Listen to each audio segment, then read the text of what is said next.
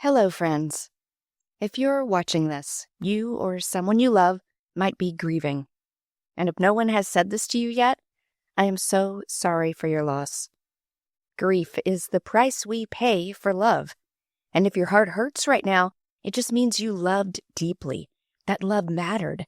That person mattered. And you still do. Today, we're going to talk about something we all experience, yet few of us are ever really prepared for. Loss. We'll explore why it hurts so much, what grief actually looks like, because it's not always crying, and how to gently move through it. You'll also hear stories from people who have walked this path, because the truth is, you're not alone. Let's begin with something most people don't realize. There's no right way to grieve. Grief doesn't follow a straight line. It doesn't obey a schedule. And it doesn't care if you think you should be over it by now. Grief can look like tears or silence, like forgetting your keys 3 times in a row, like waking up feeling numb or bursting into laughter over a memory and then crying because it's gone.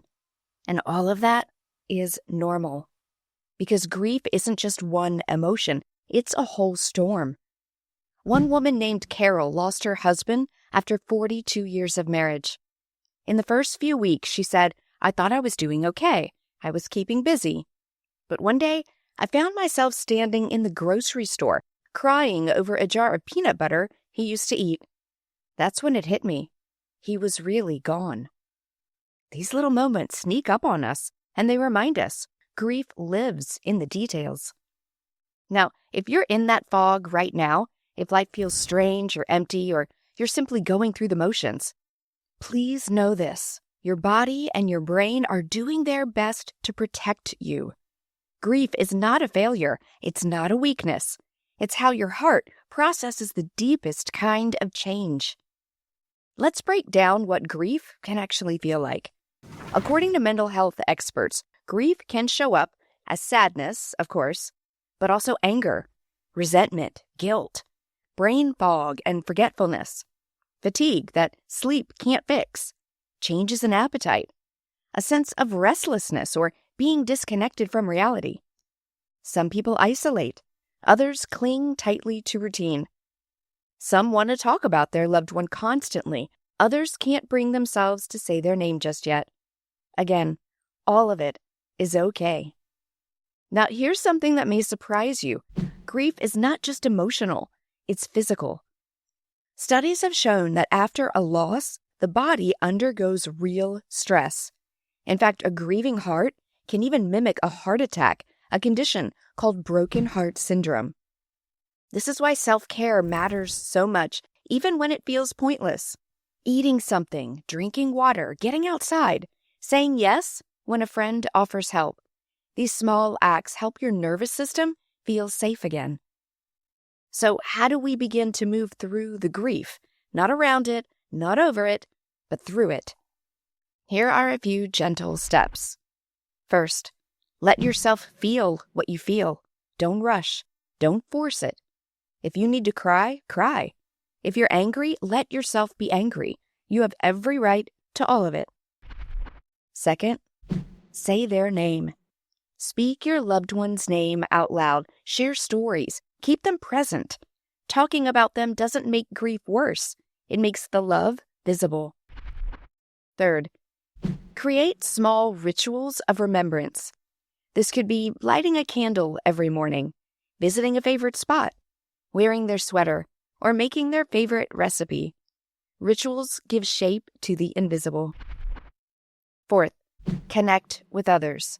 Whether it's a grief group, a close friend, or an online community, connection helps carry the weight.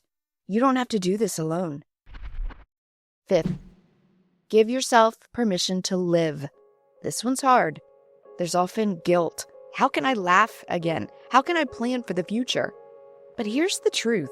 Your loved one would want you to live, to find moments of peace, of joy, of meaning. Living fully is not betrayal. It's a way to honor what they gave you. Now let me tell you a story about a man named Luis.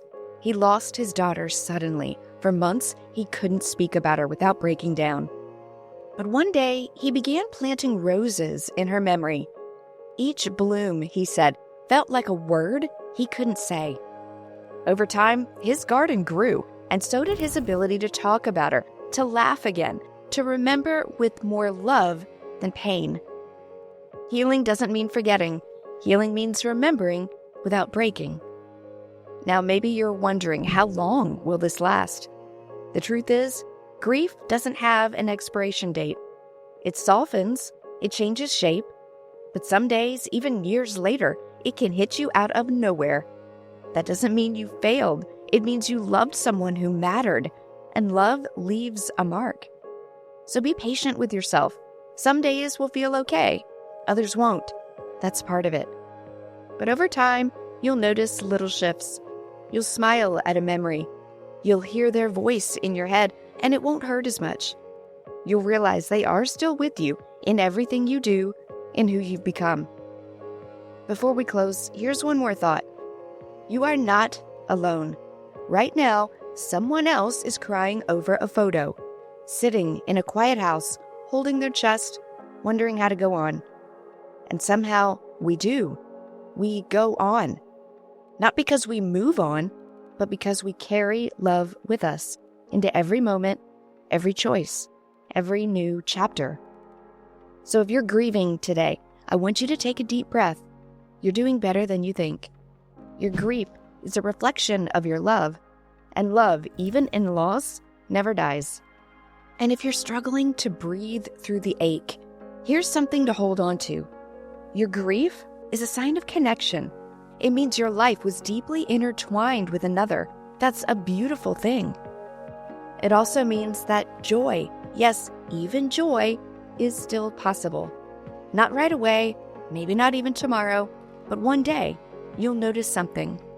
A moment of peace, a laugh that feels real, a day that doesn't feel quite so heavy. And that's not moving on, that's moving with. Carrying them with you, not in pain, but in presence. You might cook their favorite dish and smile at the smell. You might hear a song and feel them close. You might make a decision, big or small, and wonder what they'd say. And just like that, they're there with you still. So please be gentle with yourself. Let your grief unfold in its own time. And remember, healing doesn't mean erasing. It means learning how to hold your love and your loss in the same hands. If this video brought you a moment of comfort, consider subscribing and sharing it with someone who might be quietly hurting too. And when you're ready, we'll be here with another video, another story, another reminder that you're never alone. Take good care, and we'll see you in the next one.